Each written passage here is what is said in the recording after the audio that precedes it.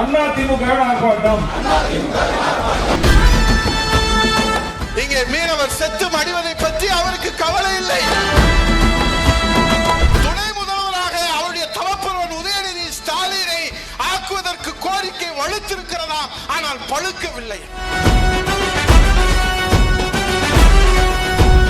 மீனவரை உன்னால் காக்க முடியவில்லை என்று சொன்னால் நீ ராஜினாமா செய்துவிட்டு வீட்டுக்கு போ.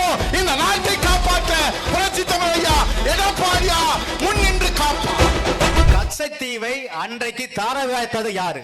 அன்றைக்கு இருந்தக்கூடிய பிரதமர் இந்திரா காந்தியும் அன்றைக்கு இருக்கக்கூடிய முதலமைச்சர் கருணாநிதியும் சேர்ந்து தாரை வாய்த்து விட்டு இன்றைக்கு கச்சத்தீவை நீங்க மீட்க போறீங்களா? வெக்கமா இல்ல இது?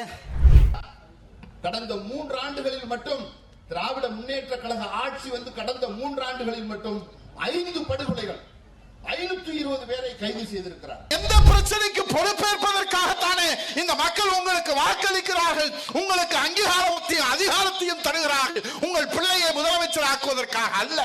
இந்த தமிழ்நாடு ஒன்றும் உங்களுக்கு பட்டா போட்டு தரவில்லை. ஆகவேதான் அண்ணா திராவிட முன்னேற்ற கழகம் இந்த ராமேஸ்வரத்திலே இன்றைக்கு நின்று நீதி கேட்டுக் கொண்டிருக்கிறது. எதற்காக? பாதிக்கப்பட்ட மீனவர்களுக்கு நீதி வழங்க வேண்டும், அவர்கள் பாதுகாக்கப்பட வேண்டும் என்பதற்காக. ஆகவேதான் சொல்லுகிறோம், கையாளாகாத முதலமைச்சர், வெக்கங்கட்ட முதலமைச்சர், மானங்கட்ட முதலமைச்சர் முத்துவேல் கருணாநிதி ஸ்டாலின் அவர்களே, இந்த கூட்டத்திலிருந்து சொல்லுகிறோம், மீனவரை உன்னால் காக்க முடியவில்லை என்று சொன்னால் நீ ராஜினாமா செய்துவிட்டு